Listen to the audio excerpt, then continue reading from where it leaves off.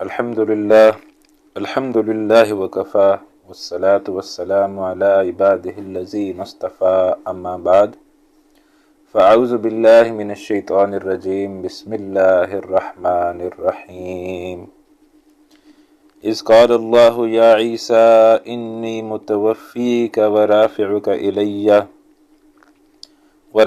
الی ومطہرک من الذین کفروا وجاعل الذین اتبعوک فوق الذین کفروا الی یوم القیامۃ ثم الی مرجعکم فاحکم بینکم فیما کنتم فیہ تختلفون فاما الذین کفروا فاعذبهم عذابا شدیدا فی الدنیا والآخرہ وما لهم من ناصرین واما الذین آمنوا وعملوا الصالحات فیوفیہم اجورہم واللہ لا يحب الظالمین۔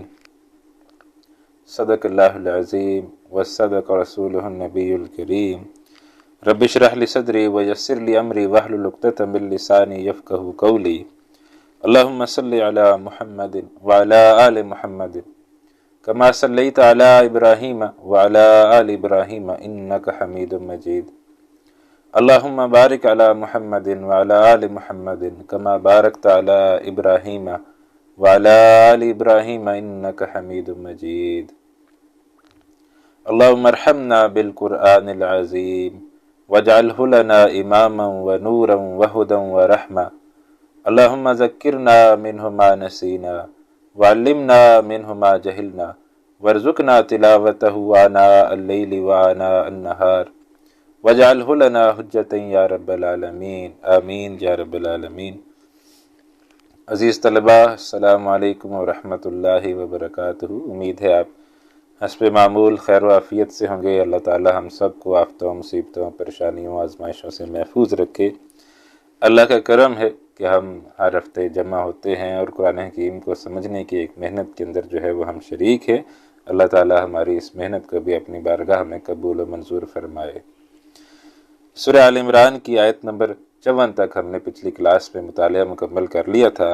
آج ہم اللہ کا نام لے کر سورہ آل عمران کی آیت نمبر 55 سے جو ہے وہ مطالعے کا آغاز کر رہے ہیں۔ مجھے اندازہ ہے کہ پچھلی 1-2 کلاسیں شاید کچھ طویل ہو گئی تھیں، کوئی 8-10 منٹ لیٹ ہو گئی تھیں، زیادہ ٹائم ہم نے لے لیا تھا۔ تو آج ہم کوشش کریں گے انشاءاللہ کہ اپنی کلاس مقررہ وقت پر مکمل کریں، کیونکہ آپ مصروف ہوں گے، آپ نے باقی بھی کام کرنے ہوں گے، تو کلاس اگر طویل ہو جائے تو ممکن ہے کہ آپ کے دیگر معاملات مصروف ہوں، ڈسٹرب ہوں، تو لہٰذا کوشش ہماری یہی ہوا کرے گی انشاءاللہ کہ 1 گھنٹے کے اندر ہم اپنی کلاس کو مکمل کر لیے کریں، اور اس سے زیادہ اس کو جو ہے وہ لمبا نہ کریں۔ انشاءاللہ یہ ہم آج کوشش کریں گے کہ پورا 1 گھنٹہ ہی جو ہے وہ ہم لیں۔ جو پچھلی کلاس تھی اس میں میں نے آپ کو یہ توجہ دلائی تھی کہ اگلی کلاس میں ہم اس حوالے سے پڑھیں گے کہ غلام احمد قادیانی نے قرآن حکیم کی ایک آیت کا کس طریق سے جو ہے وہ غلط مطلب نکالا، اور کس طریق سے حضرت عیسیٰ علیہ السلام کے حوالے سے اس نے غلط باتیں جو ہیں وہ لوگوں میں پھیلائیں، اور عام لوگوں کو چونکہ اتنا قرآن کا علم نہیں ہوتا، حدیث کا علم نہیں ہوتا، تو لہٰذا وہ پھر اس کے جھانسے میں آ گئے اور جھانسے میں آ کے اپنا دین ایمان گنوا بیٹھے۔ تو یہاں پر اب جو پہلی آیت ہے یہ وہی آیت ہے جس کے حوالے سے غلام احمد قادیانی نے غلط تفسیر کی، اور پھر اکثر لوگوں نے جنہوں نے پھر اس تفسیر کو مان لیا تو پھر وہ غلام احمد قادیانی کے پیروکار بن گئے، اور پھر آہستہ آہستہ وہ دار اسلام سے خارج ہو گئے۔ اس نے بھی جو ہے وہ دعوے جو ہیں وہ یکدم نہیں کوئی نبوت کا دعویٰ کیا، بلکہ پہلے آہستہ آہستہ دعوے کیے۔ پہلے کوئی مجدد ہونے کا دعویٰ کیا، پھر مہدی ہونے کا دعویٰ کیا، پھر عیسیٰ ہونے کا دعویٰ کیا، پھر جو ہے وہ نبی مثل نبی اور پتہ نہیں اس قسم کی کوئی دعوے جو ہے وہ اس نے کیے۔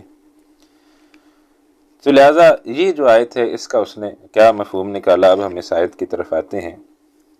یہاں پر اللہ سبحانہ و تعالیٰ نے ارشاد فرمایا، اذ قال اللہ یا عیسیٰ، یاد کرو جب اللہ تعالیٰ نے کہا اے عیسیٰ انی متوفیک، میں تجھے فوت کرنے والا ہوں، میں تجھے وفات دینے والا ہوں، متوفیک، تو اب اس نے یہ ترجمہ کیا کہ میں تجھے فوت کرنے والا ہوں۔ تو اب عام آدمی جب پڑھتا ہے، تو عام آدمی جب اس کو دیکھتا ہے تو اس کے ذہن میں یہی آتا ہے کہ بھائی متوفی کا تو مطلب فوت کرنا ہی ہوتا ہے، تو لہٰذا اس نے صحیح ترجمہ کیا ہے، اور اس نے کہا کہ دیکھو یہ قرآن حکیم کی آیت ہے، اس کے اندر یہ بات واضح واضح لکھی ہے کہ یا عیسیٰ انی متوفی کا، اے عیسیٰ میں تجھے فوت کرنے والا ہوں، تو لہٰذا یہی جو ہے وہ اس کا مطلب ہے۔ اور عیسیٰ علیہ السلام جو ہے وہ فوت ہو چکے ہیں، اور ہمارے ہاں ایک غلط جو ہے وہ بات پھیل گئی امت مسلمہ کے اندر کہ عیسیٰ علیہ السلام زندہ آسمانوں پر اٹھائے گئے ہیں اور قیامت کے نزدیک دوبارہ جو ہے وہ ان کا نزول ہونا ہے۔ تو یہ بات غلط ہے۔ قرآن حکیم میں یہ لکھا ہے کہ انی متوفی کا، کہ ہم تجھے وفات دے رہے ہیں، تجھے فوت کر رہے ہیں، تو لہٰذا اس سے یہ بات ظاہر ہوتی ہے کہ عیسیٰ علیہ السلام جو ہے وہ فوت ہو گئے ہیں۔ تو بجائے اس سے پہلے کہ ہم اس متوفی کے اصل معنی پر آئیں، وہ میں آپ کو یاد کرانا چاہتا ہوں کہ پچھلی کلاس میں ہم نے یہ پڑھا تھا کہ عیسیٰ علیہ السلام کے حوالے سے یہ الفاظ جو ہے وہ قرآن حکیم کے اندر آئے تھے کہ عیسیٰ علیہ السلام جو ہے وہ بچپن میں بھی ماں کی گود میں بھی کلام کریں گے، اور کہلا ایک بڑھاپے کی عمر کو یعنی 50 سال کی عمر میں بھی پہنچ کر وہ کلام کریں گے۔ تو اس وقت میں نے آپ کو یہ بات بتلائی تھی کہ یہ ایک اشارہ ہے کہ عیسیٰ علیہ السلام کو جو ہے وہ زندہ آسمانوں پر اٹھایا گیا ہے اور دوبارہ ان کا جو ہے وہ نزول ہونا ہے، کیونکہ 33 عیسوی میں ان کو جو ہے وہ اٹھایا گیا تھا۔ تو لہٰذا قرآن حکیم کے اندر اشارے تو موجود ہیں کہ حضرت عیسیٰ علیہ السلام نے دوبارہ آنا ہے، البتہ احادیث کے اندر بالکل واضح صراحت کے ساتھ یہ چیزیں موجود ہیں، اور کہ عیسیٰ علیہ السلام کہاں نزول ہوں گے، کس کیفیت میں نزول ہوں گے، کس جگہ کس مسجد میں نازل ہوں گے، وہ پوری چیزیں جو ہیں وہ احادیث کے اندر پوری تفاصیل کے ساتھ موجود ہیں۔ تو جس کو دلچسپی ہو تو وہ پھر اس امور پر خود جو ہے وہ تحقیق کرے۔ ظاہر بات ہے اگر ہم اس پر ابھی بات کریں گے تو وہ پھر پوری کلاس اسی میں جو ہے وہ گزر جائے گی۔ تو لہٰذا احادیث کے اندر تو یہ بات پوری صراحت کے ساتھ کھلم کھلا موجود ہے کہ عیسیٰ علیہ السلام کو آسمانوں پر اٹھایا گیا ہے اور وہ قیامت کے نزدیک دوبارہ جو ہے وہ نازل ہوں گے۔ دمشق کی ایک مسجد ہے، وہاں پر جو ہے وہ ان کا نزول جو ہے وہ ہونا ہے۔ اب آئیے اس لفظ کی طرف۔ وفا یوفی کہتے ہیں لوٹا لینے کو، پورا پورا لوٹا دینے کو، اور توفا یتوفی یعنی اس کا بھی باب تفاعل میں جا کے بنا ہے کہ یہ لوٹا لینا، تو اس کا مطلب ہوتا ہے لوٹا لینا۔ تو یہاں پر صحیح معنی اگر کیا جائے تو وہ کیا ہے کہ اے عیسیٰ ہم تمہیں لوٹا لیں گے اپنی طرف۔ اس قال اللہ، جب کہا اللہ تعالیٰ نے یا عیسیٰ اے عیسیٰ انی متوفی کا، میں تجھے لوٹا لوں گا پورا پورا۔ اچھا اس میں بھی اگر ہم جائزہ لیں تو ہم جو ہے وہ روزانہ جو ہے وہ جب سوتے ہیں تو اس وقت کیا کیفیت ہوتی ہے کہ ہم وہ جو نیند ہے وہ موت سے اس کو تشبیہ دی گئی ہے۔ ہم جب رات کو سوتے ہیں تو کیا دعا پڑھ کے سوتے ہیں؟ اللہم باسمک اموت واحیا، اے اللہ میں تیرے ہی نام سے مروں گا، مرتا ہوں، اور تیرے ہی نام سے جیتا ہوں یا جیوں گا۔ اور جب صبح اٹھتے ہیں تو کیا دعا پڑھتے ہیں؟ الحمدللہ الذی احیانی بعد ما اماتنی، اے اللہ تیرا شکر ہے کہ تو نے مجھے زندہ کیا میرے مر جانے کے بعد۔ تو موت کو اور نیند کو بہنیں جو ہے وہ قرار دیا گیا ہے۔ تو لہٰذا جب ہم سوتے ہیں تو اس وقت ہماری روح جو ہے وہ نکل جاتی ہے، اور روح نکل جاتی ہے، حدیث میں آتا ہے کہ ارواح جو ہے وہ نکل جاتی ہیں، پھر جس کو اللہ تعالیٰ حکم فرماتے ہیں تو وہ روح واپس آ جاتی ہے، جس کو اللہ سبحانہ و تعالیٰ حکم نہیں فرماتے وہ پھر واپس نہیں آتی۔ تو لہٰذا روح ہماری نکل جاتی ہے جب ہم سوتے ہیں۔ تو ایک وفا یوفی یہ بھی ہے کہ رات کو سونے میں ہماری روح جو ہے وہ نکل جاتی ہے۔ کہاں جاتی ہے وہ پھر ایک الگ بات ہے، کہاں جاتی ہے؟ جہاں اللہ کا حکم ہوتا ہے چلی جاتی ہے۔ اچھا ایک تو یہ بات ہے کہ رات کو سونے میں ہماری روح نکل جاتی ہے۔ اسی طرح ماں کے پیٹ میں جب بچہ 4 مہینے تک ہوتا ہے تو ہم دیکھتے ہیں کہ 4 مہینے تک وہ جو ہے وہ زندہ ہوتا ہے۔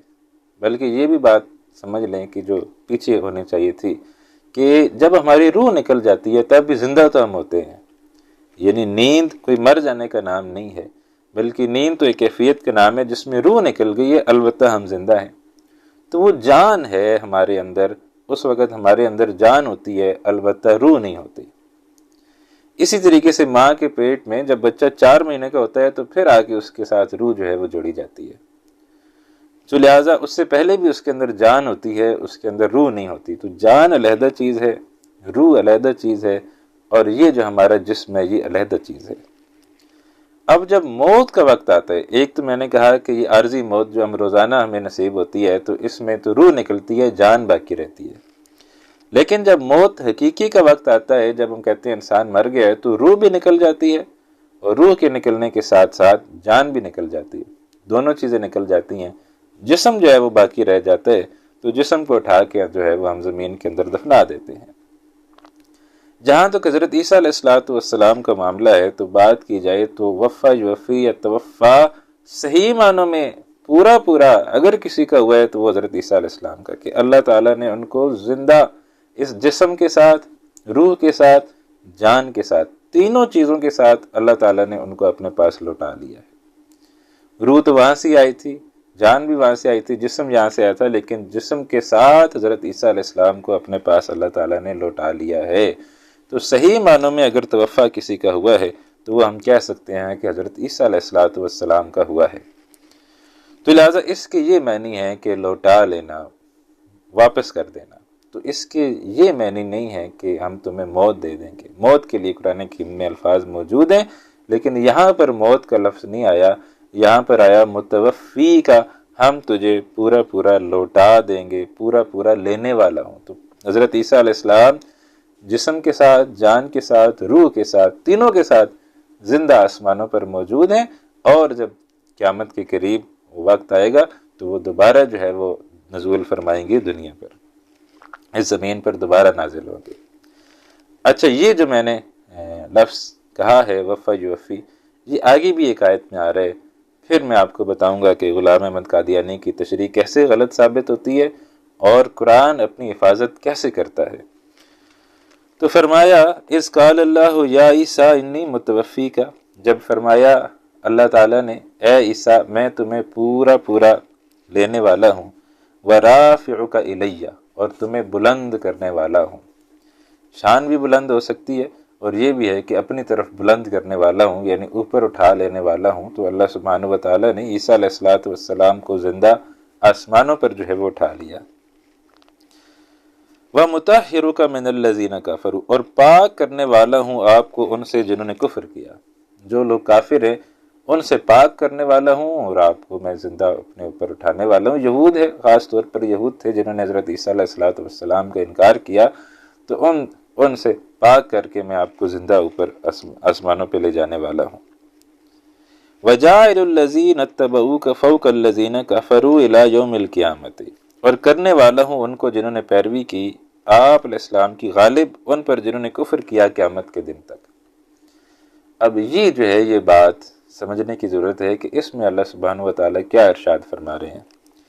جب حضرت عیسیٰ علیہ السلام آئے تو ایک وہ لوگ تھے جو حضرت عیسیٰ علیہ السلام کو ماننے والے تھے، ایک وہ لوگ تھے جو حضرت عیسیٰ علیہ السلام کے مخالف ہو گئے۔ بعد میں پھر یہ تقسیم ہوئی کہ جو عیسیٰ علیہ السلام کے مخالف ہو گئے، جنہوں نے عیسیٰ علیہ السلام کو قتل کرنے کی اپنے تئیں پوری کوشش کی، وہ یہودی کہلائے، یہ یہودی تھے۔ اور جو عیسائی تھے، جو عیسیٰ علیہ السلام کو ماننے والے تھے، یہ عیسائی کہلائے، نصارہ کہلائے یا عیسائی کہلائے۔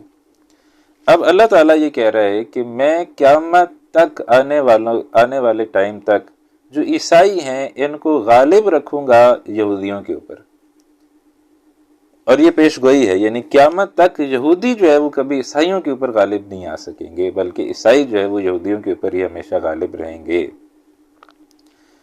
اب جو ہم دیکھتے ہیں کہ اس وقت جو عالمی صورتحال ہے وہ کیا ہے، بلکہ تاریخ کے اندر ہی آپ دیکھ لیں، پوری تاریخ اٹھا کے دیکھ لیں تو حضرت عیسیٰ علیہ السلام کو 33 عیسوی میں اٹھایا گیا تھا، تو 70 عیسوی میں ٹائٹس رومی نے ان کے اوپر حملہ کیا اور ان کے لاکھوں لوگوں کو قتل کر دیا۔ 300 عیسوی میں وہ پوری سلطنت روما کرسچین ہو گئی، سب عیسائی مذہب اختیار کر لیا، تو سارے کے سارے جو ہے وہ عیسائی ہو گئے اس وقت۔ پھر اس کے بعد سے 300 عیسوی سے لے کر حضرت عمر فاروق رضی اللہ تعالیٰ عنہ نے جب یہ یروشلم کو فتح کیا، فتح بھی نہیں کیا بلکہ انہوں نے عیسائیوں نے خود ہی چابیاں دے دی تھیں، تو لہٰذا حضرت عمر فاروق رضی اللہ تعالیٰ عنہ کی چابیاں لینے سے لے کر پھر آج تک دیکھ لیجئے، ہمیشہ عیسائی جو ہے وہ یہودیوں کے اوپر جو ہے وہ غالب رہے ہیں۔ اب جو یہود کی ہمیں اس وقت چمک دمک نظر آ رہی ہے اور ہمیں یہ محسوس ہو رہا ہے کہ یہودی جو ہے وہ بڑی جو ہے وہ یعنی غالب نظر آ رہے ہیں، تو قرآن کریم کی ایک اور آیت جو ہے وہ موجود ہے کہ اللہ تعالیٰ یہود کو قیامت تک مغلوب رکھے گا، لیکن کبھی اللہ ان کو موقع دے گا کہ وہ کوئی اللہ کی طرف سے ان کے لیے حالات پیدا ہوں گے کہ یہ جو ہے یہ غالب ہوں گے۔ تو وہاں حبل من اللہ و حبل من الناس دو الفاظ ہے، یا تو اللہ کی طرف سے کوئی ان کو مہلت ملے گی، اس وقت یہ جو ہے دوبارہ عروج پا سکیں گے، یا حبل من الناس لوگوں میں سے کوئی ان کو سپورٹ کرے گا اور اس وقت جو ہے یہ غالب ہو جائیں گے۔ تو لہٰذا آج پوری عیسائی دنیا یہود کو سپورٹ کر رہی ہے۔ وہ کیا ہوا، ان کی تو شدید دشمنی تھی، تو شدید دشمنی دوستی میں کیسے تبدیل ہو گئی، اور دوستی بھی ایسے کہ عیسائی اپنے بچوں کو مرواتے ہیں یہودیوں کی حفاظت کے لیے۔ تو یہ اتنا بڑا انقلاب کیسے آیا، یہ ایک پوری تاریخ ہے جو ہمیں پڑھنی چاہیے کہ یہ اتنا بڑا انقلاب کیسے رونما ہوا، اور یہودیوں نے ہے وہ کس طریقے سے جو ہے وہ عیسائیت کو جو ہے وہ قبضہ کیا ہے، کیپچر کیا ہے۔ تو یہ ہمیں مطالعہ کرنا چاہیے، ان چیزوں کا پڑھنی چاہیے یہ چیزیں۔ اور وہ عیسائی جو ہمیشہ ہی یہودیوں کو مارتے تھے، اب کیوں ان کی پشت پناہی پر کھڑے ہیں؟ تو یہ کوئی لمبی 200-250 سال کی یہ تاریخ ہے، ایسا نہیں ہوا کہ 2-4 دنوں میں یہ کام ہو گئے، یہ 200-250 سال کی پلاننگ ہے جس کے بعد جو ہے وہ یہ کام ہوا ہے۔ تو بہرحال اس وقت پوری عیسائی دنیا جو ہے وہ سپورٹ میں کھڑی ہے یہود کی، اس وجہ سے ہمیں ان کی کوئی چمک دمک نظر آتی ہے۔ تو آج اگر عیسائی اور یہودی کا آپس میں مقابلہ ہو جائے تو آج بھی عیسائی غالب آئیں گے، اور وہ یہودیوں کو مار مار کے جگہ نہیں دیں گے چھپنے کے لیے۔ لیکن چونکہ انہوں نے چال چل کے اور طریقہ اختیار کر کے عیسائیوں کو جو ہے وہ اپنے شکنجے میں کیا ہوا ہے، تو لہٰذا اس وقت وہ براہ راست ایک دوسرے کے مد مقابل نہیں ہے، بلکہ عیسائی ان کو سپورٹ کر رہے ہیں۔ جیسے مثال ہے اسرائیل کی اور امریکہ کی۔ اسرائیل یہودی ملک ہے اور امریکہ جو ہے وہ عیسائی ملک ہے، لیکن امریکہ دیکھے کس طرح اسرائیل کی آؤٹ آف دا وے جا کے مدد جو ہے وہ کرتا ہے۔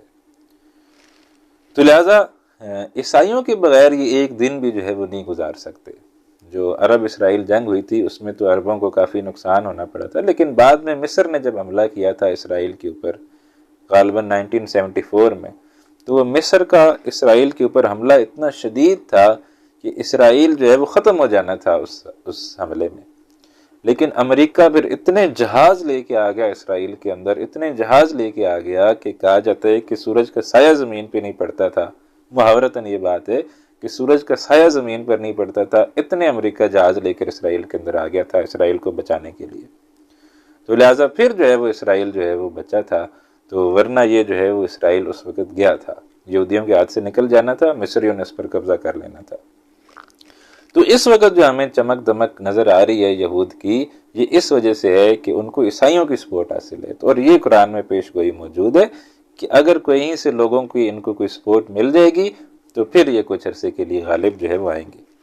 لیکن انجام کار کیا ہونا ہے؟ انجام کار ان سب کا مقبرہ جو ہے وہ ادھر ہی بننا ہے۔ باقی مزید باتیں تو بہت ہیں، ٹائم ہمارا آج پھر اس موضوع پر بات لمبی ہو گئی ہے، تو یہ جو ہے ہم انشاءاللہ جب سورہ بنی اسرائیل پڑھیں گے، آپ ایسے پڑھیں سورہ بنی اسرائیل 15ویں پارے کے اندر ہے سورہ کہف سے پیچھے سورہ بنی اسرائیل، وہاں پر پھر اس کی ساری تاریخ جو ہے وہ بیان ہے، یہود کی تاریخ، مسلمانوں کی تاریخ، ان کے حالات، وہاں پر جو ہے یہ ساری چیزیں پڑھیں تو پھر آپ کو انشاءاللہ مزید چیزیں جو ہے وہ کلیئر ہوں گی، اور یہ چیزیں مطالعے میں رکھنی چاہیے۔ اب جو حالات آ رہے ہیں اور آگے جو حالات بننے والے ہیں یہ سخت سے سخت ہوتے جا رہے ہیں، تو لہٰذا ہمیں اس حوالے سے خاص جو ہے وہ مطالعہ کی عادت اپنانی چاہیے، مطالعہ کرنا چاہیے، ان چیزوں کا علم ہونا چاہیے۔ تو واپس آئیں سبق پر، وَجَاعِلُ الَّذِينَ اتَّبَعُوكَ فَوْقَ الَّذِينَ كَفَرُوا إِلَىٰ يَوْمِ الْقِيَامَةِ، اور کرنے والا ہوں ان کو جنہوں نے پیروی کی آپ علیہ السلام کی، غالب ان پر جنہوں نے کفر کیا قیامت کے دن تک، تو یعنی عیسائی یہودیوں پر ہمیشہ غالب رہیں گے۔ ثم الیہ مرجعکم، بہرحال پھر تم سب کا لوٹ کر آنا میری طرف ہے، فاحکم بینکم فیما کنتم فیہ تختلفون، تو میں فیصلہ کروں گا تمہارے درمیان اس میں جس میں تم اختلاف جو ہے وہ کرتے تھے، جو تم آپس میں اختلاف کر رہے تھے اس کا فیصلہ پھر میں قیامت والے دن جو ہے وہ کر دوں گا۔ فاما الذین کفروا، پس وہ جنہوں نے کفر کیا، فاعذبہم عذابا شدیدا، ان کو تو میں دوں گا شدید ترین عذاب، فی الدنیا والآخرت، دنیا میں بھی انہیں عذاب دوں گا اور آخرت میں بھی جو ہے وہ انہیں عذاب دوں گا، یعنی جو کافر ہوں گے، جو انکار کریں گے، تو ان کو تو دنیا و آخرت دونوں میں عذاب ہوگا۔ وما لہم من ناصرین، اور نہیں ہوگا ان کے لیے کوئی مددگاروں میں سے، یعنی ان کی پھر مدد جو ہے وہ نہیں کی جا سکے گی۔ وَأَمَّا الَّذِينَ آمَنُوا، اور وہ لوگ کہ جو ایمان لائیں گے، وَعَمِلُوا الصَّالِحَاتِ، اور وہ کریں گے اچھے عمل، یا وہ لوگ جو ایمان لائے اور انہوں نے کیے اچھے عمل، فَيُوَفِّيهِمْ أُجُورَهُمْ، میں نے جو آپ کو بات کہی تھی کہ میں ایک اور آیت میں آپ کو یہ بات بتلاؤں گا کہ غلام احمد قادیانی کی بات کس طرح غلط ثابت ہوتی ہے اور کس طرح جو ہے وہ قرآن حکیم اپنی حفاظت خود کرتا ہے۔ تو اب دیکھیے یہ تقریباً ایک آیت چھوڑ کر یہ آیت میں پھر یہ لفظ دوبارہ آ گیا، وفا یوفی کا، اور یہاں پر اس کا دیکھیں کیا ترجمہ کیا گیا ہے۔ وَأَمَّا الَّذِينَ آمَنُوا، وہ لوگ جو ایمان لائے، وَعَمِلُوا الصَّالِحَاتِ، اور انہوں نے اچھے عمل کیے، فَيُوَفِّيهِمْ أُجُورَهُمْ، تو ان کے اعمال کو میں فوت کر دوں گا۔ تو کیا یہ ترجمہ جو ہے وہ صحیح ہوگا کہ اعمال جو ہے وہ اتنی محنت سے کیے، ایمان لائے، عمل صالح کیے، اور ان کا بدلہ فوت ہو گیا، ان کا اجر جو ہے وہ فوت ہو گیا، مر گیا ان کا اجر؟ ایسا تو نہیں ہے۔ تو فَيُوَفِّيهِمْ أُجُورَهُمْ کا معنی کیا ہے کہ ان کے اعمال کا بدلہ پورا پورا ان کو میں لوٹا دوں گا۔ جو نیکیاں کی ہوں گی ان نیکیوں کا اچھا بدلہ مل جائے گا، جو برائیاں کی ہوں گی ان برائیوں کا اچھا بدلہ مل جائے گا۔ اور یہاں ہے وَأَمَّا الَّذِينَ آمَنُوا، جو لوگ ایمان لائے ہوں گے، وَعَمِلُوا الصَّالِحَاتِ، اور جنہوں نے نیک اعمال کیے ہوں گے، فَيُوَفِّيهِمْ أُجُورَهُمْ، تو اللہ تعالیٰ ان کو ان کے اعمال کا پورا پورا بدلہ لوٹا دے گا۔ تو وہاں پر بھی اصلاً یہی معنی ہے کہ اے عیسیٰ میں تمہیں پورا پورا لوٹا لوں گا۔ تو عیسیٰ علیہ السلام زندہ آسمانوں پر موجود ہیں، اور یہ غلط استدلال جو اس نے کیا اس کی وضاحت اس یہاں پر آنے والے اس لفظ سے بھی مزید وضاحت ہو گئی۔ وَاللَّهُ لَا يُحِبُّ الظَّالِمِينَ، اللہ پسند نہیں کرتا ظالموں کو۔ تو یہاں یہ بات بھی آ گئی۔ تو اسی طریقے سے قرآن جو ہے وہ اپنی حفاظت خود کرتا ہے۔ آپ دیکھیے اس نے ایک آیت سے غلط استدلال کیا، تو ایک آیت چھوڑ کر اگلی آیت میں یہی لفظ دوبارہ موجود ہے، لیکن وہ وہاں تک اپنے فالورز کو پہنچنے نہیں دیتا، وہ بس اسی آیت تک ہی رکھتا ہے۔ اور یہ جتنے بھی گمراہ کن فرقے ہوتے ہیں ان کا طریقے واردات یہ ہوتے ہیں، ایک آیت کو پکڑ لے کے بیٹھ جاتے ہیں، اور آپ ان سے پوچھیں کہ بھائی فلاں جگہ ایک دوسری آیت اسی موضوع سے متعلق ہے، اسی سے بات کرتی ہے، تو بولیں گے نہیں نہیں وہ اس وقت ہمارا موضوع نہیں ہے، وہ آیت ہمارا موضوع نہیں ہے، اس وقت یہ آیت ہمارا موضوع ہے، تو آپ اسی پر جو ہے وہ بات کریں۔ تو حالانکہ ایک ہی موضوع ہے، تو یہ اصول تو یہی ہونا چاہیے، اور دنیا کا یہی اصول ہوتا ہے کہ ایک موضوع پر جتنی بھی آیات ہیں وہ ساری جمع کریں اور پھر اس کے بعد جو ہے وہ نتیجہ نکالیں۔ تو لہٰذا قرآن حکیم اپنی حفاظت خود کر لیتا ہے۔ تو وَاللَّهُ لَا يُحِبُّ الظَّالِمِينَ، اللہ پسند نہیں کرتا ظالموں کو۔ اب عیسائیوں سے خطاب، اور ان سے کہا جا رہا ہے کہ تم نے جو عیسیٰ علیہ السلام کو خدا بنا لیا ہے، تو لہٰذا ایک اور شخصیت ہیں جو خدا بننے کی زیادہ حقدار ہیں۔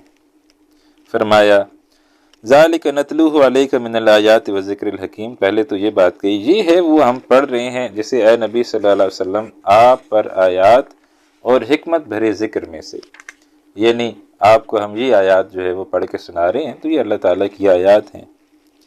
ان مثل عیسیٰ عند اللہ کمثل آدم، بے شک عیسیٰ علیہ السلام کی مثال اللہ کے نزدیک آدم علیہ السلام کی مثال کی طرح ہے۔ عیسائی جو ہے وہ یہ کہتے ہیں کہ جی چونکہ عیسیٰ علیہ السلام بن باپ کے جو ہے وہ پیدا ہوئے، اور باپ کے طور پر وہ اللہ تعالیٰ کے کلمہ کن کا ظہور جو ہے وہ ہوا ہے، تو لہٰذا اس وجہ سے یہ اللہ تعالیٰ کے بیٹے ہیں، کیونکہ باپ نہیں ہے ان کا، تو لہٰذا یہ اللہ کے بیٹے ہو گئے، اور صلبی بیٹے ہو گئے معاذ اللہ۔ تو لہٰذا اب یہ بات اللہ سبحانہ و تعالیٰ کہہ رہے ہیں کہ ان مثل عیسیٰ عند اللہ کمثل آدم، عیسیٰ علیہ السلام تو اللہ کے نزدیک آدم علیہ السلام کی طرح ہیں۔ عیسیٰ علیہ السلام کی تو پھر ماں تھی، اور وہ 9 مہینے انہوں نے اس حمل کو اٹھایا، پھر وضع حمل ہوا، اس کی تکلیف کا بھی قرآن تذکرہ کرتا ہے، اور اس سارے معاملے کو اللہ تعالیٰ بیان کرتا ہے۔ لیکن اللہ سبحانہ و تعالیٰ یہ فرما رہے ہیں کہ آدم علیہ السلام تو پھر اس سے بھی اور زیادہ عجیب انداز میں پیدا ہوئے کہ ان کی تو ماں بھی نہیں تھی، تو یہ زیادہ حقدار ہیں کہ ان کو پھر بڑا خدا جو ہے وہ مانا جائے۔ عیسیٰ علیہ السلام اگر باپ نہ ہونے کی وجہ سے خدا کے بیٹے ہیں، تو پھر آدم علیہ السلام کے تو ماں اور باپ دونوں نہیں ہیں، تو ان کو تو پھر زیادہ بڑا خدا ماننا چاہیے۔ اور یہ بات عیسائی بھی تسلیم کرتے ہیں کہ آدم علیہ السلام نبی ہیں، رسول ہیں، پہلے انسان ہیں، مٹی سے بنائے گئے، کوئی ماں باپ نہیں تھی ان کی، تو یہ آرگومنٹ وہ تسلیم کرتے ہیں۔ تو اسی لیے اللہ تعالیٰ یہ آرگومنٹ لے کے آیا ہے کہ تم ایک بات کو مانتے ہو۔ تو ان مثل عیسیٰ عند اللہ کے مثل آدم، بے شک عیسیٰ علیہ السلام کی مثال اللہ کے نزدیک آدم علیہ السلام کی طرح ہے۔ خلقہ من تراب، اللہ تعالیٰ نے انہیں مٹی سے جو ہے وہ پیدا فرمایا۔ ثم قال له کن فیکون، پھر اس سے کہا ہو جا، تو بس وہ ہو گئے۔ یعنی اللہ تعالیٰ کے لیے یہ کوئی بات مشکل نہیں ہے کہ کسی کو کسی بھی طریقے سے بنانا۔ تو اللہ تعالیٰ نے آدم علیہ السلام کو اس طریقے سے بنایا کہ مٹی سے بنایا اور کہا ہو جا، تو وہ ہو گیا۔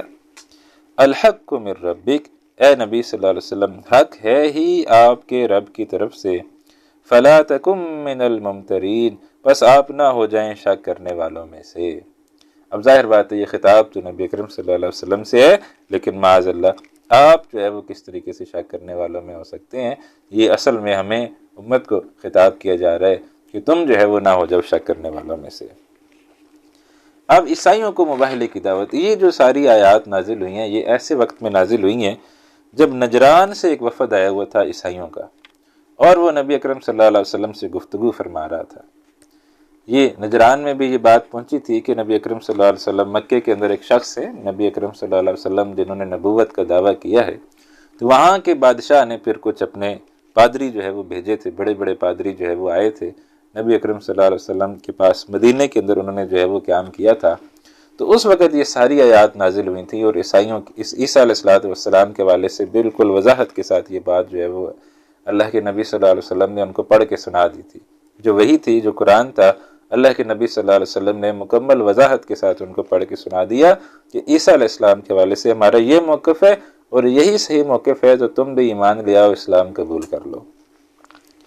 لیکن وہ پہلے ہی سوچ کے آئے ہوئے تھے کہ بھائی ہم نے اسلام جو ہے وہ قبول نہیں کرنا۔ جو پہلے ہی جو ہے وہ ان کو بات، وہ گھر سے جب چلے تھے تو اسی وقت انہوں نے یہ طے کر لیا تھا کہ ہم نے جو ہے وہ اسلام جو ہے وہ قبول نہیں کرنا۔ تو لہٰذا اب ساری باتیں سننے کے بعد بھی وہ جو ہے وہ ایمان نہیں لائے۔ تو اب جب وہ کسی بھی صورت ایمان نہیں لا رہے تھے تو ان کو پھر مباہلے کی دعوت دی گئی۔ فرمایا فمن حاجک فیہ من بعد ما جاءک من العلم، تو اے نبی صلی اللہ علیہ وسلم جو کوئی جھگڑا کرے آپ سے اس معاملے میں، اس کے بعد کہ آ چکا ہے آپ کے پاس اصل علم، یعنی اس کے باوجود اگر عیسائی جو ہے وہ نہیں مان رہے تو کیا کیجیے؟ فَقُلْ تَعَالَوْا، تو فرمائیے آ جاؤ، نَدْعُ أَبْنَاءَنَا وَأَبْنَاءَكُمْ، ہم بلائیں اپنے بیٹوں کو اور تم بلاؤ اپنے بیٹوں کو، وَنِسَاءَنَا وَنِسَاءَكُمْ، اور اپنی عورتوں کو اور تمہاری عورتوں کو، ہم اپنی عورتوں کو بلاتے ہیں، تم اپنی عورتوں کو بلاؤ، وَأَنفُسَنَا وَأَنفُسَكُمْ، پھر ہم بھی آ جاتے ہیں، تم بھی آ جاؤ، یعنی میں بھی آ جاتا ہوں، نبی اکرم صلی اللہ علیہ وسلم بھی آ جائیں گے، اور وہ جو ان کا سب سے بڑا پادری وہاں آیا ہوا تھا وہ بھی آ جائے۔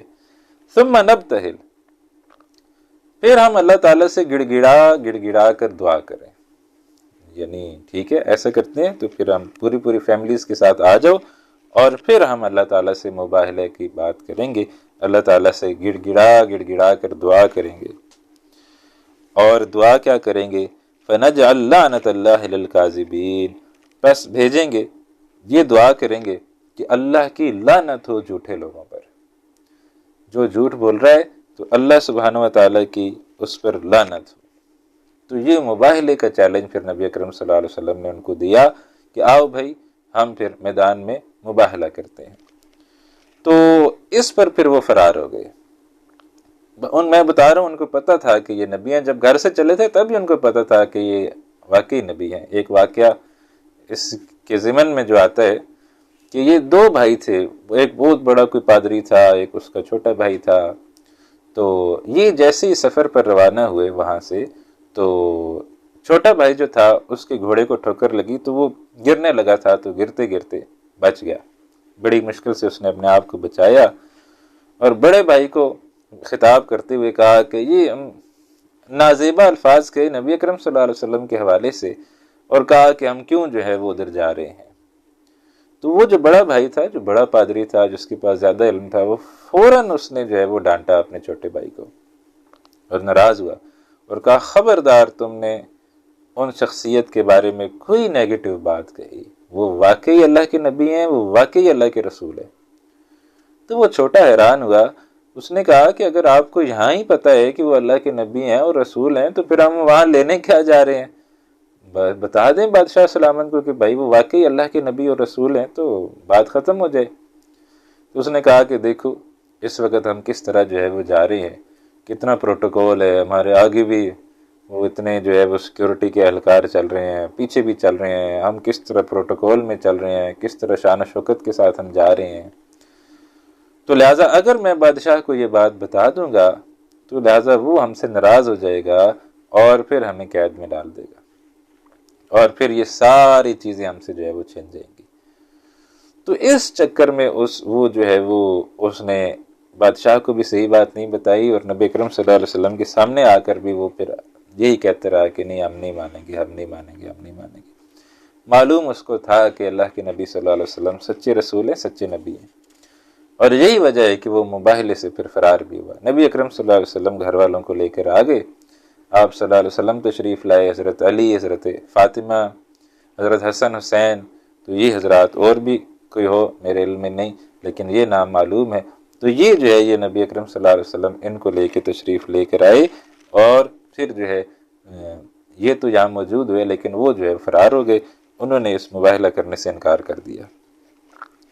ان ھذا لہو القصص الحق، بے شک یہ جو ہے یقیناً سچا بیان ہے، یہ جو بھی ہم بیان کر رہے ہیں یہ سچ ہے، یہ قرآن کہتے ہیں کہ یہ حق ہے۔ وما من الہ الا اللہ، اللہ کے سوا کوئی معبود نہیں ہے، اللہ کے سوا کوئی الہ نہیں ہے۔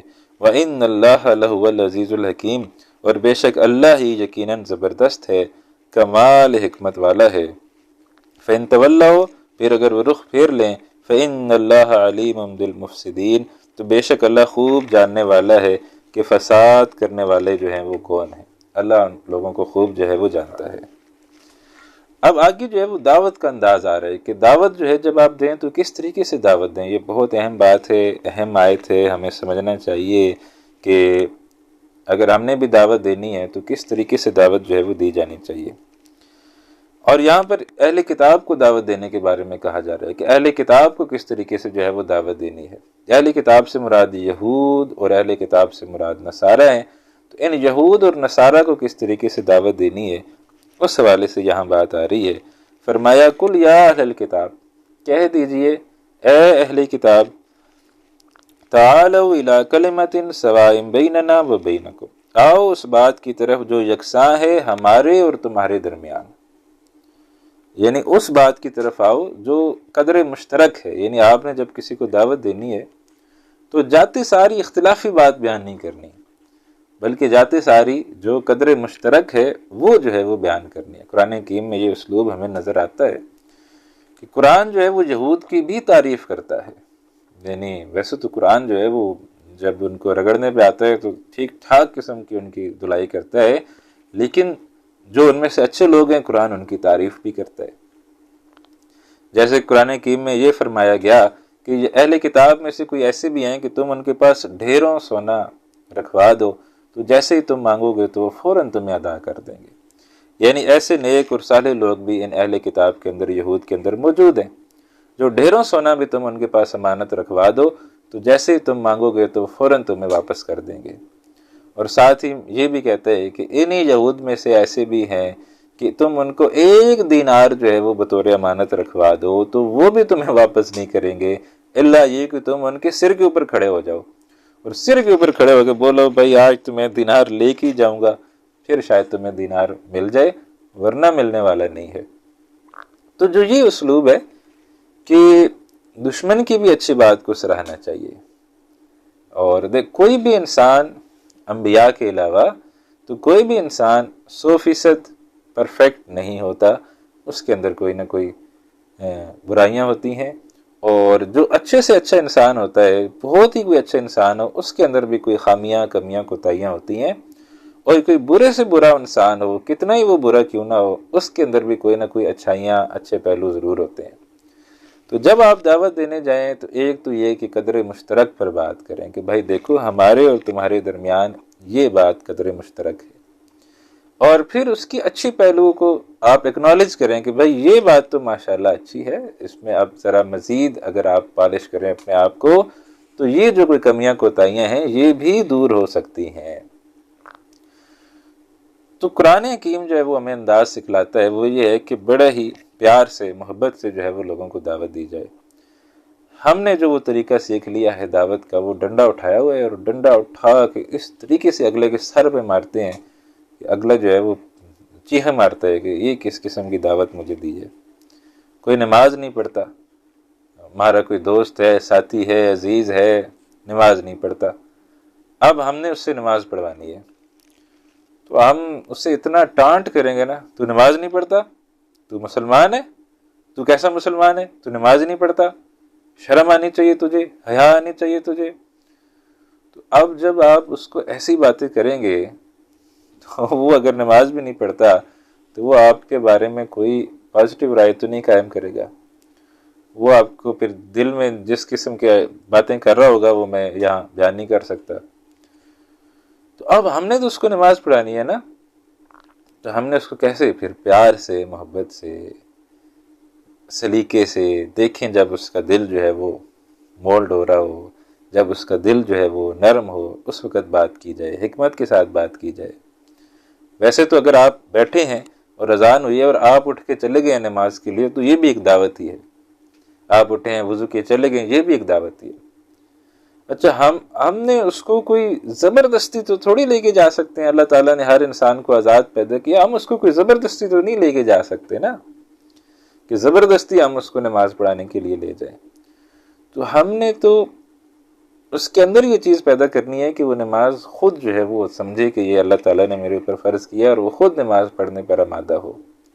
تو اس کے لیے پیار سے، محبت سے، حکمت سے اسے دعوت دی جائے، اسے بولا جائے بھائی آؤ چلو تم فرض پڑھ کے آ جانا یار، لمبی چوڑی نہیں پڑھنا، بس تم فرض پڑھ کے آ جانا۔ تو اس طریقے سے حکمت کے ساتھ اسے جوڑیں گے تو انشاءاللہ وہ فرض پڑھے گا تو اللہ کرے گا ساتھ سنتیں بھی پڑھنا شروع کر دے گا۔ فوراً نہیں بھی شروع کرتا تو ہو سکتا ہے کوئی کچھ عرصے بعد شروع کر دے۔ تو آہستہ آہستہ آہستہ آہستہ حکمت سے جو ہے وہ اسے جوڑنا ہوتا ہے، اور یہ بڑا صبر آزما کام ہوتا ہے، فوراً یہ کام ہونے والا بھی نہیں ہوتا۔ تو صبر کے ساتھ ہم نے دعوت جو ہے وہ دینی ہوتی ہے۔ تو وہ ڈنڈا نہیں اٹھانا کہ ڈنڈا اٹھا کے بس مار دیا، بولا نماز پڑھو، اس نے نہیں پڑھی، دوبارہ بولا نماز پڑھ لو، اس نے پھر نہیں پڑھی، تیسری دفعہ بولا نماز پڑھ لو، اس نے نہیں پڑھی، پتر آج کے بعد تجھے میں کم از کم نہیں کہوں گا نماز پڑھ، اب میں کسی اور کو کہوں گا۔ تو ایسے نہیں، بلکہ بڑا حکمت کے ساتھ، مستقل مزاجی کے ساتھ یہ کام کرنے والا ہوتا ہے۔ جیسے قطرہ گر کے پتھر میں سوراخ کر دیتا ہے نا، تو کتنے قطرے گرتے ہیں پتھر میں سوراخ کرنے کے لیے، اس کا ہم اندازہ بھی نہیں کر سکتے۔ تو یہ دعوت کا انداز بھی بڑا ایسا ہوتا ہے کہ بڑا آپ نے حکمت کے ساتھ دعوت دینی ہوتی ہے۔ تو یہاں حکمت کا نقطہ یہ بیان ہو رہا ہے کہ جب آپ کسی کو دعوت دیں تو جو مشترکات ہیں، جو کامن چیزیں ہیں، پہلے ان پر جو ہے وہ بات کریں۔ تو تعالوا الی کلمۃ سواء بیننا و بینکم، آؤ اس بات کی طرف جو یکساں ہے ہمارے اور تمہارے درمیان، اور پہلی بات یکساں کیا ہے؟ اللہ نعبد الا اللہ، ہم اللہ کے علاوہ کسی کی عبادت نہیں کریں گے، ولا نشرک بہ شیئا، اور شریک نہ کریں گے اس کے ساتھ کسی چیز کو بھی۔ تو یہ تمام مذاہب کے ہاں جو توحید ہے وہ مشترک چیز ہے کہ اللہ کی عبادت اور اللہ کے علاوہ ہر کسی کی عبادت سے انکار، یہ توحید جو ہے یہ تمام مذاہب کے اندر مشترک جو ہے وہ چیز پائی جاتی ہے۔ حتیٰ کہ یہود کے اندر تو توحید ہے، ان کا ایک فرقہ تھا جس نے یہ کہا تھا کہ عزیر ابن اللہ، عزیر علیہ السلام اللہ کے بیٹے ہیں، لیکن اس کے علاوہ ہم دیکھتے ہیں ان کے اندر جو ہے وہ توحید ہی جو ہے وہ رچی بسی ہے، یعنی وہ کوئی اس قسم کے شرک کے مرتکب نہیں ہوئے جس طرح عیسائی جو ہے وہ مرتکب ہوئے، یا جس طرح ہندو جو ہے وہ بت بنا کے پوجا کرتے ہیں۔ تو اس معاملے میں یہود جو ہیں وہ کم از کم اس حوالے سے بہتر ہیں کہ وہ توحید پر جو ہے وہ عمل پیرا ہے۔ جو عیسائی ہیں انہوں نے بدترین شرک کا عقیدہ گھڑ لیا اور کہا کہ عیسیٰ علیہ السلام خدا کے بیٹے ہیں، اور پہلے انہوں نے جو تثلیث گھڑی تھی اس میں یہ تھا کہ اللہ اور مریم علیہ السلام اور حضرت عیسیٰ علیہ السلام، بعد میں انہوں نے اس کو پھر چینج کیا اور کہا کہ اللہ روح القدس اور عیسیٰ علیہ السلام، تو اللہ فرشتہ اور عیسیٰ علیہ السلام، تو یہ تینوں علیحدہ شخصیات بھی ہیں اور تینوں اوپر جا کر ایک بن جاتی ہیں۔ تو آپ کسی عیسائی سے پوچھیں کہ وہ توحید کو مانتے ہیں، ایک خدا کو مانتے ہیں، تو وہ بولے گا میں ایک خدا کو مانتا ہوں. تو آپ حیران ہو جائیں گے کہ ہم نے تو یہ سنا ہے کہ یہ تثلیث کو مانتے ہیں، تو یہ تو کہہ رہا ہے میں ایک خدا کو مانتا ہوں. تو ان کا یہ عقیدہ ہے کہ یہ جو تین ہستیاں ہیں یہ اوپر جا کے ایک ہو جاتی ہیں اور نیچے آ کے یہ تین ہو جاتی. اب یہ کوئی ایسا گورکھ دھندا ہے کہ جو ان کو خود بھی نہیں سمجھ آتا اور وہ کسی کو نہیں سمجھا پاتے کہ یہ جو ہے یہ تثلیث آخر چیز کیا ہے، کہ تین سیپریٹ آزاد وجود ایک کیسے ہو سکتے ہیں اور ایک سیپریٹ آزاد وجود تین کیسے ہو سکتے ہیں. تو وہ بدترین شرک کے جو اندر مبتلا ہو گئے. لیکن آج بھی اگر ہم بائبل کا مطالعہ کریں، اور جو بائبل اتنی تحریفات کے بعد آج دنیا کے اندر موجود ہے، آج اگر ہم اس بائبل کا مطالعہ کریں تو پوری بائبل کے اندر ایک بھی آیت ایسی نہیں ملتی، ایک بھی آیت ایسی موجود نہیں ہے جس کے اندر عیسیٰ علیہ السلام خود یہ بات کہیں کہ میں خدا ہوں، میری عبادت کرو. تو پوری آیت میں بلکہ ایسی آیات بے شمار ملتی ہیں کہ میرا باپ مجھ سے بڑا ہے، جو وہ میرا باپ ہے. تو یعنی وہ باپ کے حوالے سے بات کرتے ہیں، تو وہ باپ جو ہے وہ خدا ہی کو تشبیہ دی جاتی ہے کہ وہ مجھ سے بڑا ہے، جو بھی میں کرتا ہوں اس کی مرضی سے جو ہے وہ کرتا ہوں. تو یہ چیزیں تو بائبل کے اندر بے شمار جگہ ہمیں مل جاتی ہیں کہ عیسیٰ علیہ السلام کہہ رہے ہیں کہ وہ مجھ سے بڑا ہے. یہ پوری بائبل کے اندر نہیں ملتا کہ پوری بائبل کے اندر یہ کہا جائے عیسیٰ علیہ السلام نے ایک جگہ بھی یہ نہیں کہا کہ میں خدا ہوں، میری عبادت کرو. تو لہٰذا عیسائیوں کو بھی اس انداز میں دعوت دینے کی ضرورت ہے. بھائی عیسیٰ علیہ السلام نے کبھی یہ دعویٰ نہیں کیا کہ وہ خدا ہے، تو تم کیوں ان کو خدا بنا رہے ہو؟ تو لہٰذا آؤ اس بات کی طرف جو تمہاری اور ہماری درمیان مشترک ہے. اللہ نعبد الا اللہ، کہ ہم عبادت نہیں کریں گے سوائے اللہ کی، ولا نشرک بہ شیئا، اور شریک نہ کریں گے اس کے ساتھ کسی چیز کو بھی. ولا یتخذ بعضنا بعضا اربابا من دون اللہ، اور نہ بنائے ہم میں سے کوئی کسی کو رب اللہ کے سوا، یعنی اللہ کے علاوہ جو ہے وہ پھر کسی کو رب نہیں بنانا. فَإِن تَوَلَّوْا، پھر اگر وہ رخ پھیر لیں. یعنی آپ کا کام کیا ہے؟ دائی کا کام کیا ہے؟ دعوت دینا. زبردستی تو کسی کو مسلمان نہیں کر سکتے، زبردستی تو مسلمان کرنا حرام ہے، کسی کو زبردستی مسلمان کرنا حرام ہے. قرآن حکیم میں ارشاد فرمایا گیا لا اکراہ فی الدین، دین کے اندر کوئی جبر نہیں ہے، دین کے اندر کوئی زبردستی نہیں ہے. آپ کسی کو زبردستی مسلمان نہیں بنا سکتے. تو دعوت دینا کام ہے. نبی اکرم صلی اللہ علیہ وسلم نے بھی کتنے لوگوں کو دعوت دی، کتنے ہی ایسے لوگ تھے جن کے بارے میں نبی اکرم صلی اللہ علیہ وسلم کی شدید خواہش تھی کہ یہ مسلمان ہو جائے، لیکن آپ صلی اللہ علیہ وسلم کی شدید خواہش ہونے کے باوجود کتنے ایسے لوگ ہیں جو نہیں ہوئے مسلمان. تو لہذا اپنا کردار بھی سمجھنا چاہیے اور اپنی باؤنڈریز بھی سمجھنی چاہیے. تو ہمارا کام کیا ہے؟ ہمارا کام ہے دعوت دیتے رہنا. اللہ تعالیٰ جب چاہے گا اس کا دل پھیر دے گا. ہمارے ذمہ دعوت دینا ہے، اس کا دل پھیرے گا تو اللہ ہے، اللہ اس کا دل پھیرے گا. دعا بھی کریں کسی ساتھی کے لیے کہ اللہ تو اس کا دل پھیر دے، لیکن دل تو اللہ نے پھیرنا ہے. ہم میں اور آپ دل تو نہیں پھیر سکتے، ہم تو بس اپنے حصے کا کام کر سکتے ہیں. ہمارے حصے کا کام کیا ہے؟ ہمارے حصے کا کام یہ ہے کہ ہم دعوت جو ہے وہ دیتے رہیں. تو فین تولو، پھر اگر وہ رخ پھیر لیں، دعوت قبول نہ کریں، فقولوا اشہدوا، تو بولو تم گواہ رہنا، بأننا مسلمون، بھائی ہم تو اللہ کی فرما بردار ہیں، ہم تمہیں دعوت دے رہے ہیں کہ تم اسلام قبول کرو، سیدھا راستہ یہی ہے، سیدھے راستے پر آ جاؤ، آؤ ہم شریک نہ ٹھہرائیں کسی کو، آؤ ہم تمہیں یہ دعوت دیتے ہیں. تو بس تمہارا کام ہے دعوت دینا. اگر وہ انکار کر دیں تو بس بولو ٹھیک ہے، ہم تو جو ہیں وہ پھر فرما بردار ہیں. اب یہ جو ہے اہل کتاب یہود و نصارہ ابراہیم علیہ السلام کو بہت مانتے ہیں. تو ان کو کہا جا رہا ہے کہ ٹھیک ہے تم ابراہیم علیہ السلام کو مانتے ہو تو ابراہیم علیہ السلام کے دین کی پیروی کر لو. یا اہل کتاب، اے اہل کتاب، لم تحاجون فی ابراہیم، تم کیوں جھگڑتے ہو ابراہیم علیہ السلام کے بارے میں. وما انزلت التوراۃ والانجیل الا من بعدہ، اور نہیں نازل کی گئی تورات اور انجیل مگر ان کے بعد. افلا تعقلون، تو کیا تم یہ بات سمجھتے نہیں ہو کہ ابراہیم علیہ السلام جو ہے کس مذہب کے جو ہے وہ ماننے والے ہیں. جو یہودی ہیں ان کا یہ کہنا تھا کہ ابراہیم علیہ السلام یہودی تھے. جو عیسائی ہیں ان کا یہ کہنا تھا کہ ابراہیم علیہ السلام جو ہے وہ عیسائی ہیں۔ تو لہٰذا یہ بات سمجھائی جا رہی ہے ان کو کہ یہودیت جو مذہب ہے یہ حضرت موسیٰ علیہ السلام سے شروع ہوا، اور حضرت موسیٰ علیہ السلام سے 700-800 سال پہلے حضرت ابراہیم علیہ السلام گزر گئے تھے۔ تو جو مذہبی بعد میں شروع ہوا وہ کیسے ایٹریبیوٹ کر سکتے ہیں اپنے آپ کو ابراہیم علیہ السلام سے کہ جی ابراہیم علیہ السلام یہودی تھے؟ اور نصارہ کا جو مذہب ہے وہ شروع ہوا حضرت ابراہیم علیہ السلام کے 2000 سال بعد، 2100 سال بعد۔ تو وہ کیسے اپنے آپ کو ایٹریبیوٹ کر سکتے ہیں کہ وہ جی عیسائی تھے؟ تو لہٰذا یہ ممکن نہیں ہے۔ یعنی یہودی وہ ہوتا ہے جو موسیٰ علیہ السلام کو اللہ کا رسول مانے، عیسائی وہ ہوتا ہے جو عیسیٰ علیہ السلام کو اللہ کا رسول مانے۔ تو ابراہیم علیہ السلام تو ان دونوں سے جو ہے وہ پہلے گزر چکے ہیں، تو وہ تو نہ موسیٰ علیہ السلام کا زمانہ انہوں نے پایا نہ عیسیٰ، اس سے پہلے گزر گئے۔ تو اس اعتبار سے، ٹیکنیکلٹیز کے اعتبار سے، نہ وہ یہودی ہو سکتے ہیں نہ وہ عیسائی جو ہے وہ ہو سکتے ہیں۔ تو تم جھگڑتے رہتے ہو، یہودی کہتے ہیں ابراہیم علیہ السلام یہودی تھے اور نصارہ کہتے ہیں ابراہیم علیہ السلام عیسائی تھے، تو بھائی کوئی عقل کو ہاتھ مارو۔ تو تورات اور انجیل تو ان کے بعد نازل ہوئی ہیں، افلا تاکلون، کیا تم کوئی عقل سے کام نہیں رکھتے؟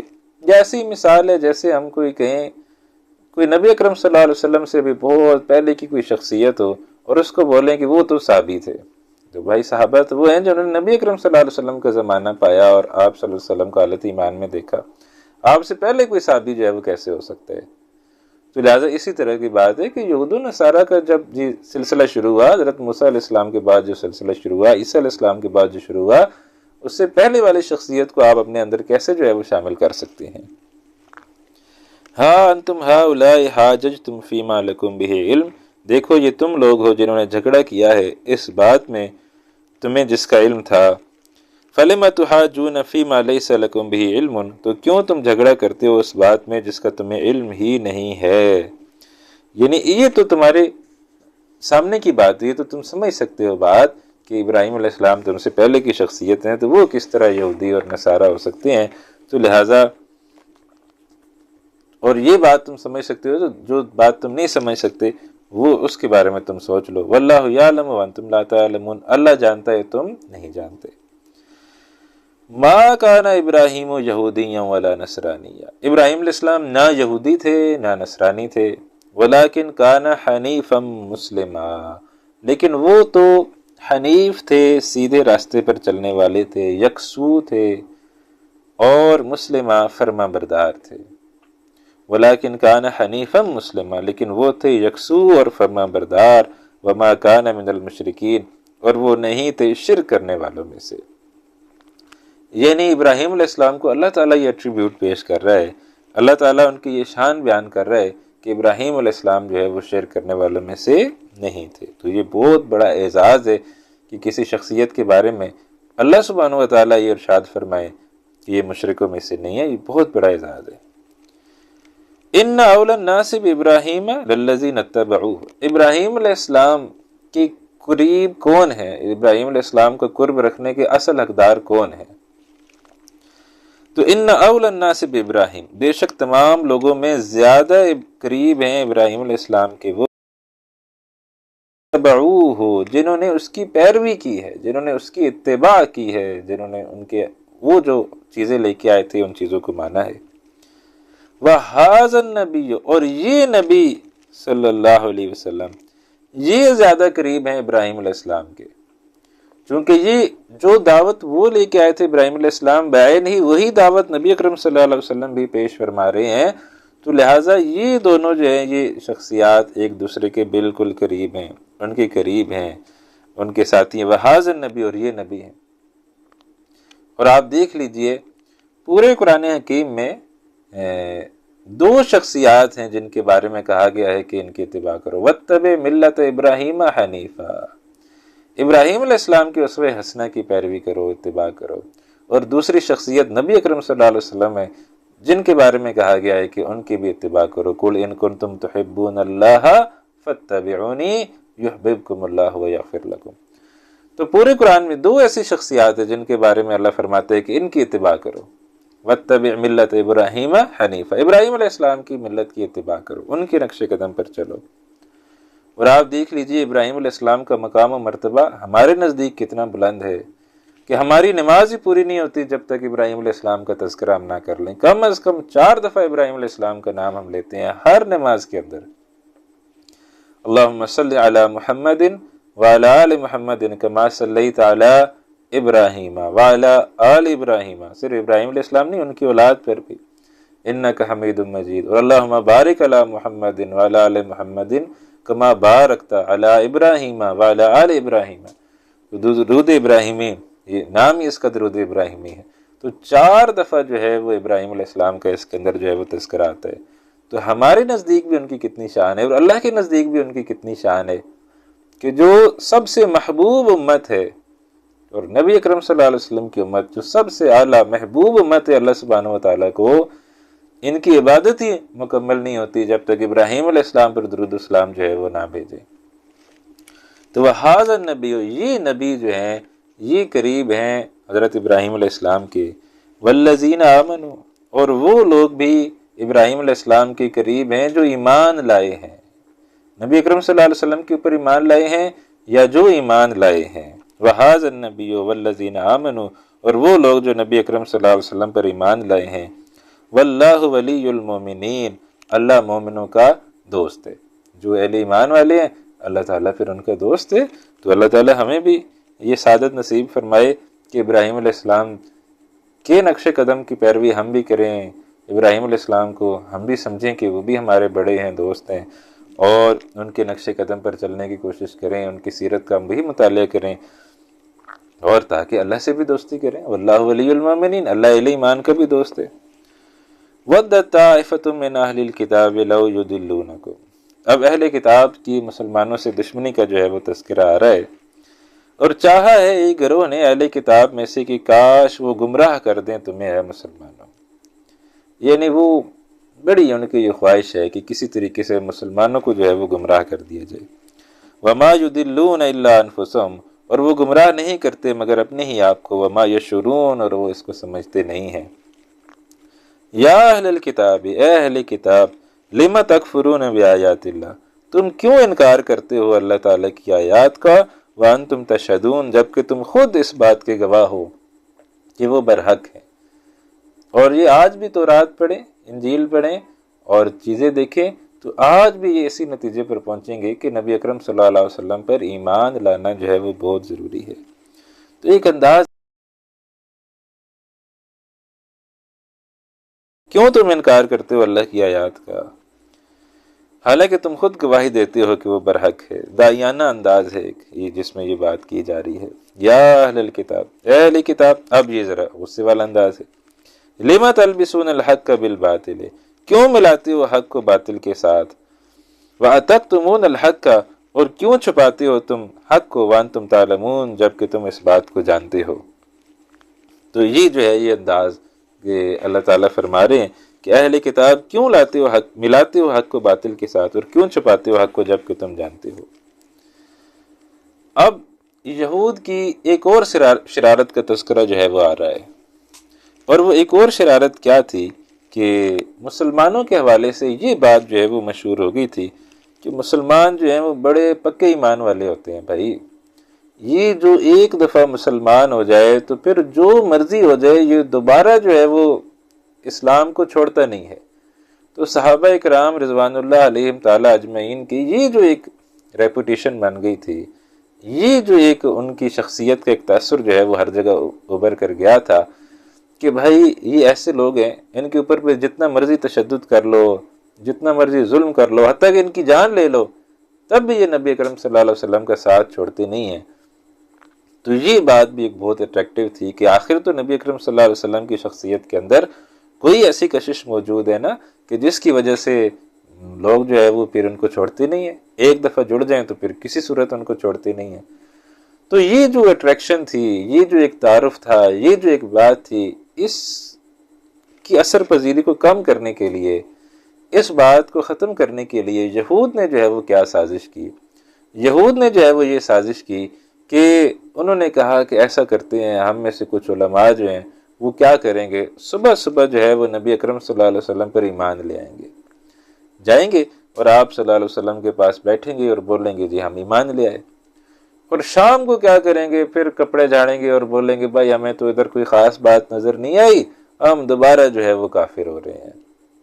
تو اگر یہود کے بڑے بڑے علماء یہ کام کریں گے تو لہٰذا عین ممکن ہے کہ بہت سے اور جو کمزور ایمان والے ہیں وہ بھی جو ہے وہ پھر ان یہودی علماء کے ساتھ اٹھ کے آ جائیں اور بولیں کہ اچھا ان اتنے بڑے بڑے یہودی علماء کو اگر کچھ نظر نہیں آیا تو پھر ہم بھی یہاں پر کیوں بیٹھے ہیں، تو ہم بھی جو ہے وہ پھر اسلام کو چھوڑ کے واپس جو ہے وہ اپنے دین میں چلے جاتے ہیں۔ تو اب یہ ان کی سازش کا تذکرہ یہاں پر آ رہا ہے۔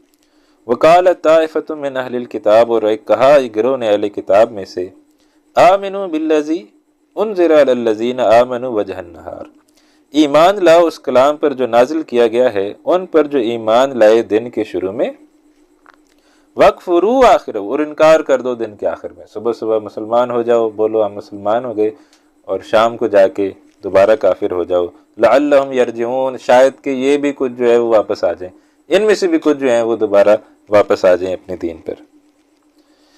وَلَا تُؤْمِنُوا إِلَّا لِمَنْ تَبِعَ دِينَكُمْ، اور دیکھو بات نہ ماننا مگر اس کی جو پیروی کرے تمہارے دین کی، یعنی وہاں تم جا تو رہے ہو لیکن تم نے یہ خیال کرنا ہے ان کی بات جو ہے وہ نہیں ماننی۔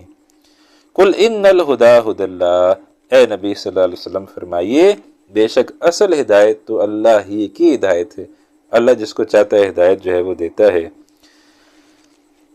اَن يُؤْتَىٰ أَحَدٌ مِثْلَ مَا أُوتِیتُمْ، کہ دی جائے وہ ہدایت کسی اور کو کہ جیسے تمہیں دی گئی تھی، او یحاجوکم عند ربکم، یا وہ جھگڑا کریں تم سے تمہارے رب کے پاس۔ قل ان الفضل بید اللہ، فرمائیے بے شک سب فضل اللہ کے ہاتھ میں ہے، یؤتیہ من یشاء، اللہ تعالیٰ جس کو چاہتا ہے اپنے فضل سے جو ہے وہ نوازتا ہے، واللہ واسع علیم، اللہ بڑی وسعت والا سب کو جاننے والا ہے، یختص برحمتہ من یشاء، وہ خاص کر لیتا ہے اپنی رحمت سے جسے چاہتا ہے، واللہ ذو الفضل العظیم، اور اللہ بڑے فضل والا ہے۔ یہ جو مقام ہے یہ ایک اور اعتبار سے بھی بڑا خاص ہے کہ پورے قرآن حکیم نے یہ وہ واحد مقام ہے جس کے اندر شعوری نفاق کا جو ہے وہ تذکرہ آیا ہے۔ نفاق کا تذکرہ آتا ہے قرآن حکیم کے اندر، منافق کا تذکرہ آتا ہے قرآن حکیم کے شروع میں پڑھیں، فی قلوبہم مرض فزادہم اللہ مرضا ولہم عذاب علیم، ان کے دل میں مرض تھا، اللہ نے اس بیماری کو بڑھا دیا، ان کے لیے دردناک عذاب ہے۔ قرآن حکیم میں جگہ جگہ منافقین کا تذکرہ آتا ہے، لیکن جہاں جہاں تذکرہ آتا ہے وہاں یہ بات آتی ہے کہ یہ جو منافق ہیں ان کو معلوم نہیں ہے کہ یہ منافق ہیں، یہ اپنے آپ کو بڑے اچھے پکے سچے مومن مسلمان سمجھتے ہیں، بلکہ وہاں بھی یہ آیا وَإِذَا قِيلَ لَهُمْ لَا تُفْسِدُوا فِي الْأَرْضِ قَالُوا إِنَّمَا نَحْنُ مُصْلِحُونَ، جب ان سے کہا جاتا ہے زمین میں فساد مت کرو، یہ کہتے ہیں نہیں ہم تو اصلاح کرنے والے ہیں۔ تو لہٰذا منافق کو پتہ نہیں ہوتا، پورے قرآن میں جہاں بھی منافق کا تذکرہ آتا ہے تو ان منافقین کا تذکرہ آتا ہے جو خود اپنے آپ کو پکا سچا مسلمان سمجھ رہا ہوتا ہے۔ یہی وجہ ہے کہ صحابہ کرام اپنے نفاق کے بارے میں بہت زیادہ پریشان رہتے تھے کہ یار ہم بھی اپنے آپ کو پکے سچے مسلمان سمجھتے ہیں، ایسے نہ ہو کہ ہمارے اندر بھی وہ نفاق کا مرض جو ہے وہ پروان چڑھ رہا ہو۔ اور صحابہ اس حوالے سے بہت زیادہ اندیشی میں رہتے تھے، اور نبی اکرم صلی اللہ علیہ وسلم کی حدیث بھی ہے کہ بھائی نفاق کے حوالے سے بندہ مومن کبھی بھی ایسے نہیں ہو سکتا کہ بھائی میں تو منافق نہیں ہو سکتا، کبھی بھی وہ مرہ نہ اپنے آپ کو سمجھے، کبھی بھی وہ ایزی نہ سمجھے کہ بھائی میں تو الحمدللہ منافق نہیں ہوں۔ نہیں، وہ جو نفاق ہے وہ بھائی صاحب پتہ بھی نہیں چلے گا آپ کے دل میں کیسے اس نے جو ہے وہ جگہ بنا دی ہے، اور آپ کو پتہ بھی نہیں ہوگا، اور اللہ تعالیٰ کے ہاں شمار جو ہے وہ منافقوں میں ہو چکا ہوگا۔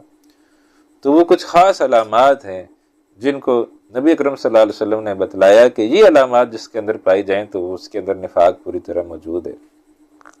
جیسے مشہور حدیث ہے، جب بات کرے جھوٹ بولے، وعدہ کرے وعدہ خلافی کرے، امانت رکھی جائے خیانت کرے، ذرا سا کوئی اختلاف ہو جائے، ذرا سا لڑائی جھگڑا ہو فوراً گالم گلوچ پہ اتر آئے۔ تو 4 علامتیں بتائی نبی اکرم صلی اللہ علیہ وسلم نے، تو آپ دیکھ لیں باتوں کے اندر ہماری جھوٹ، ہم وعدوں کی خلاف ورزی کرتے، امانت میں خیانت کرتے، اور ذرا سی کوئی لڑائی جھگڑا ہو جائے تو فوراً گالم گلوچ پہ اتر آتے۔ تو یہ ساری نفاق کی علامتیں جو ہمارے اندر پائی جاتی، ہم اپنے آپ کو بڑا مومن مسلمان سمجھے پھریں تو وہ ہماری اپنی مرضی، لیکن ہر آدمی کو اپنا کریٹیکل انالیسس کرنا چاہیے اور توبہ استغفار کرتا رہنا چاہیے، اپنے اندر جھانک کے دیکھتا رہنا چاہیے کہ کہ میرے اندر کوئی نفاق کی چیز تو نہیں آ گئی، میرے اندر کوئی نفاق کا مرض تو ہے وہ نہیں پروان چڑھ رہا۔ تو یہ ایک شرارت تھی یہودیوں نے جو ہے وہ کی تھی، یہ شرارت تو انہوں نے کی، تو اللہ سبحانہ و تعالیٰ نے اس کا پھر بندوبست کر دیا اور کہا کہ شریعت موسوی کے اندر ایک سزا تھی۔ شریعت موسوی کے اندر کیا سزا تھی کہ جو اس زمانے میں مسلمان ہو جائے گا تو مسلمان ہو جائے گا ٹھیک، لیکن اگر جب وہ دائرہ اسلام سے نکلے گا اس وجہ سے کہ اسلام کو نقصان پہنچے تو اس کو کیا کہتے ہیں، اس کو ارتداد کہتے ہیں، مرتد کہتے ہیں۔ مرتد کہتے ہیں جو دائرہ اسلام سے نکل جائے، تو مرتد کی سزا پھر اللہ سبحانہ و تعالیٰ نے قتل رکھ دی کہ جو کہ مرتد ہوگا وہ قتل ہوگا۔ تو ایک آدھ دفعہ تو شاید انہوں نے یہ کام کیا، لیکن پھر وہ سزا نافذ ہو گئی۔ پتہ چل گیا کہ بھائی آج کے بعد اگر کسی یہودی عالم نے یہ کیا نا کہ صبح جا کے مسلمان ہو گیا اور شام کو کافر ہوا تو آپ مسلمان نہیں چھوڑیں گے، وہ قتل کر دیں گے۔ تو ان کی یہ جو سازش تھی یہ ادھر ہی ایک ہی فیصلے سے وہ ناکام ہو گئی۔ اللہ تعالیٰ اپنے دین کی حفاظت جو ہے وہ کرنا جانتا ہے۔ تو آج ہم یہاں پر ہی رک رہے ہیں، انشاءاللہ اگلی کلاس میں پھر ہم اس سے آگے چلیں گے۔ اللہ تعالیٰ ہمارا اس طرح جمع ہونا اپنی بارگاہ میں قبول و منظور فرمائے۔ دوران گفتگو کوئی بات غلط ہو گئی ہو اللہ تعالیٰ اس کو معاف فرمائے، اور جو بات صحیح ہے اللہ تعالیٰ ہمیں اس پر عمل کرنے کی توفیق عطا فرمائے۔ آج کی کلاس بس یہاں تک ہی رکھتے ہیں، انشاءاللہ اگلے ہفتے ملاقات ہوگی تو پھر اس سے آگے اپنے سبق کو بڑھائیں گے۔ تب تک کے لیے اجازت دیجیے۔ السلام علیکم ورحمۃ اللہ وبرکاتہ، وآخر دعوانا الحمد للہ رب العالمین۔